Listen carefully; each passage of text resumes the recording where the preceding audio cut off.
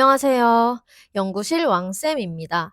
오늘은 김구 전공 역사 내용 끝장반 3주차에 진행됐던 남북국 시대 관련 사료입니다. 총 3문제이고요. 바로 들어가 보도록 하겠습니다. 1번 통일신라 사료입니다. 괄호 안에 기억에 들어갈 인물은? 하고 묻고 있습니다. 출처는 삼국유사 기입편 해공왕이네요. 도금해 볼게요. 7월 3일 기억 각간적기 7월 3일에 기억 각간이라는 도적이 일어났고 왕도급 5도 주군병 96 각간 상전대란 수도 및 5도 주군 총 96 각간이 서로 싸워서 큰 난리가 났다. 기억 각간 가망 기억 각간의 집이 망하자 수, 기가자, 보백, 우, 왕궁 그 집의 재산과 보물과 비단을 옮겼다. 어디로? 왕궁으로.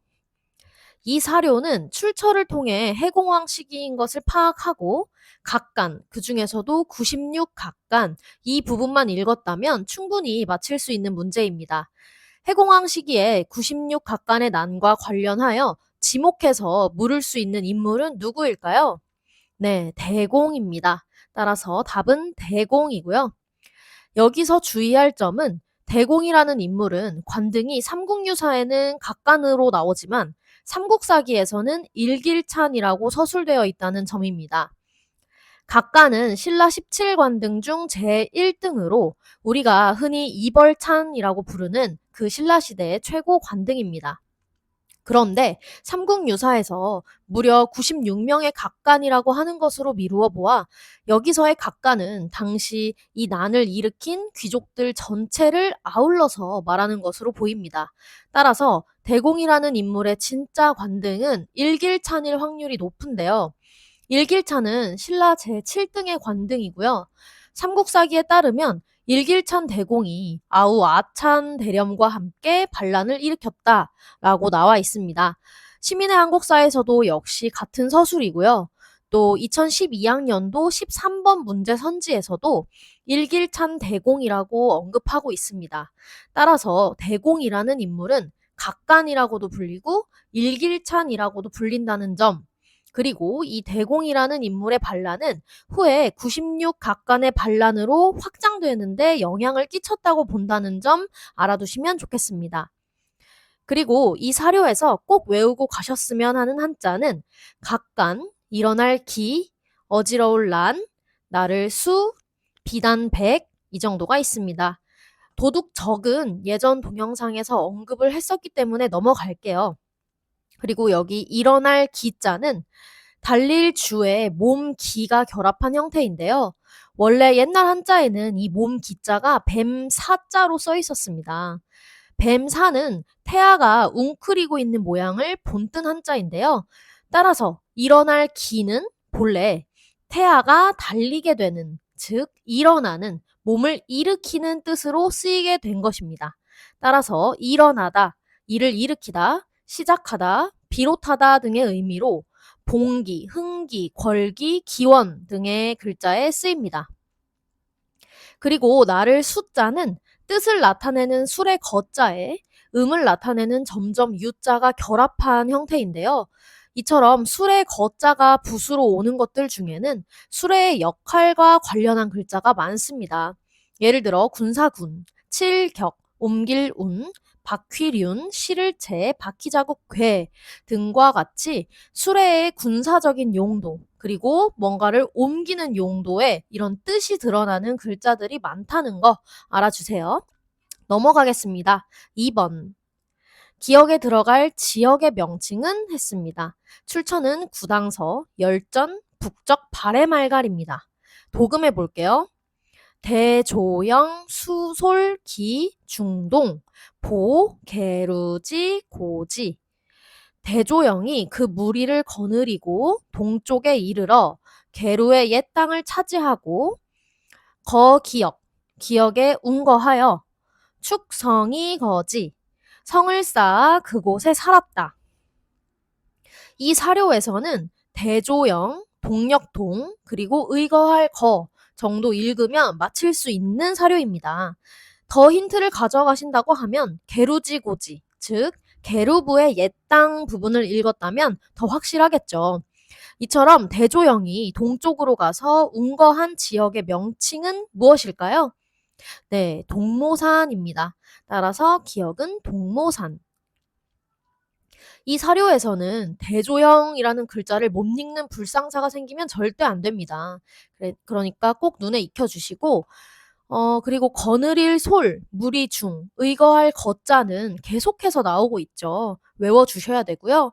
그리고 어조사로 쓰인 갈지와 써이도 계속 사료에서 나오고 있습니다. 지난 동영상들에서 충분히 설명을 했으니까 넘어가겠습니다. 그리고 대조영이 솔기중동, 즉 무리를 거느리고 동쪽으로 갔는데 이 배경이 어떻게 될까요? 왜 동쪽으로 갔을까요? 네, 7세기 말에 당나라의 지방 통제력이 약화되자 거란족이 영주 지역을 점령하면서 반발이 일었었죠. 이때 고구려 유민과 말갈족의 지도자였던 대조영이 천문령 전투에서 당군에게 승리를 하고, 그럼에도 당군이 계속 군대를 보내니까 이후 동쪽으로 가서 동모산에 정착한 그런 배경이 있습니다. 이 사료는 출전이 당의 입장에서 쓰인 구당서이기 때문에 발해 말갈이라고 써 있지만, 이때 대조영이 처음 세웠던 나라의 국호는 진국입니다. 그러다가 나중에 발해를 국호로 했다는 거 기억해 주세요. 넘어가겠습니다. 3번. 역시 발해 사료고요. 기억에 들어갈 지역의 명칭은 했습니다. 출전은 신당서, 열전, 북적, 발해입니다. 도금해 볼게요. 천보말, 흠무사 기역. 천보시기 말에 흠무가 기역으로 옮겼다.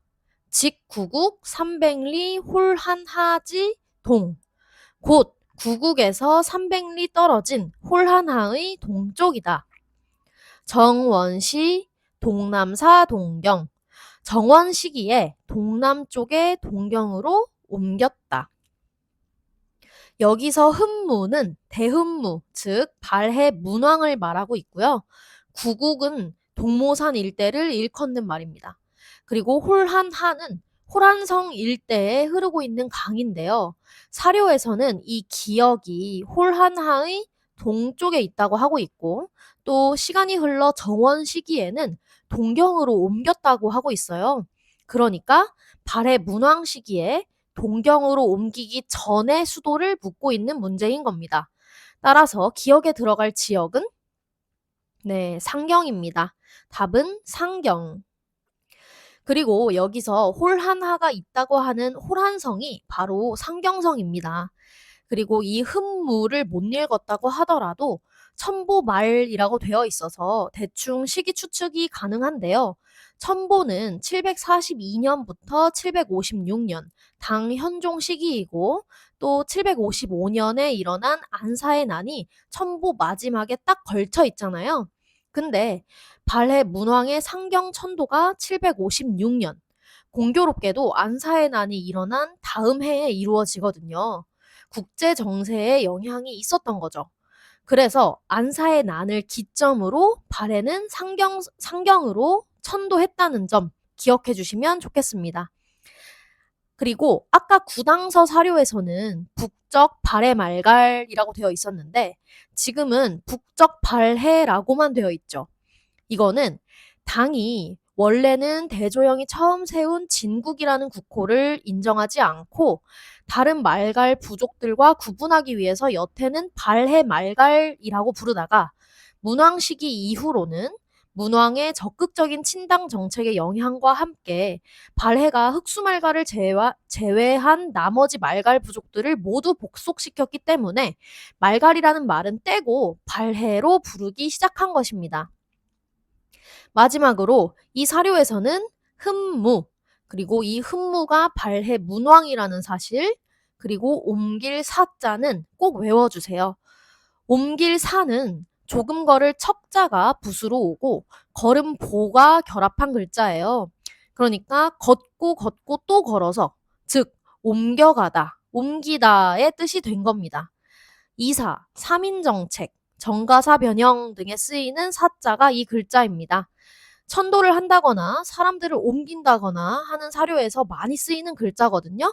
꼭 외워주셨으면 좋겠습니다. 오늘 준비한 사료는 여기까지입니다. 다음 시간에는 동양사 사료로 돌아오도록 하겠습니다. 감사합니다.